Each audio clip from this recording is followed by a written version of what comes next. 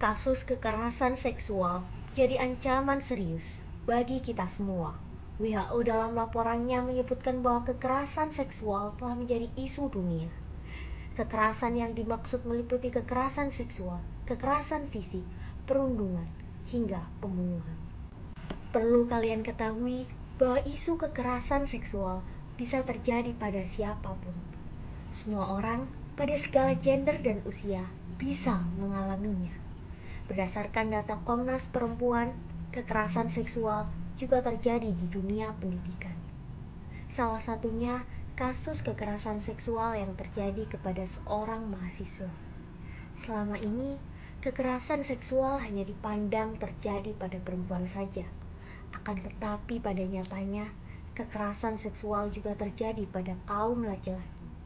Sebagaimana data dari hasil survei nasional pengalaman hidup anak dan remaja, diperoleh bahwa 1 dari 17 anak laki-laki dan 1 dari 11 anak perempuan mengalami tindak kekerasan seksual.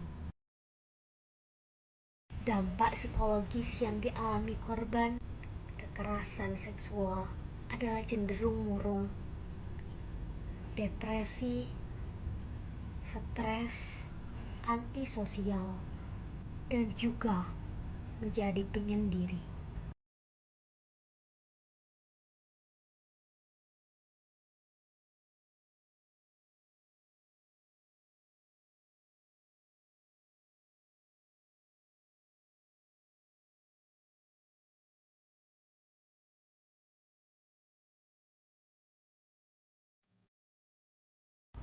Dampak sosialnya yaitu ia kesulitan dalam mempercayai publik dan melakukan interaksi sosial. Mahasiswa yang menjadi korban kekerasan seksual cenderung tidak mengalami semangat belajar, hilang arah, dan berdampak pada lingkup pendidikannya. Kekerasan seksual membuat kehidupannya terasa kacau, bimbang, dan tak tahu kemana ia harus mengadu.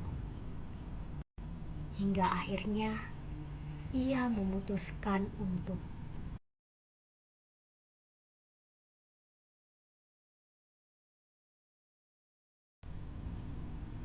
bunuh diri. Namun, semua itu tidak akan terjadi apabila kita dapat merangkul dan memiliki kesadaran terhadap tindak pencegahan kekerasan seksual.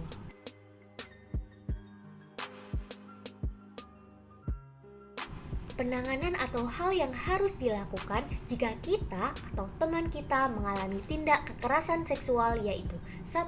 Utamakan keselamatan korban. Carilah tempat aman dan nyaman bagi korban. 2. Jika korban terluka, bawalah ke pusat kesehatan dan mintalah rekam medis untuk laporan. 3. Mencari bantuan psikolog untuk pemulihan psikis. 4. Konsultasi ke lembaga bantuan hukum jika ingin melapor ke polisi. 5.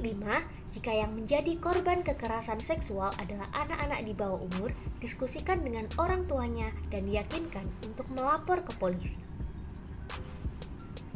6. Menjaga kerahasiaan korban kekerasan seksual dengan tidak menyebarkan data pribadi korban. Dan yang terakhir adalah yang paling utama. Jika kita sebagai orang terdekat, kita harus menjadi support system bagi korban.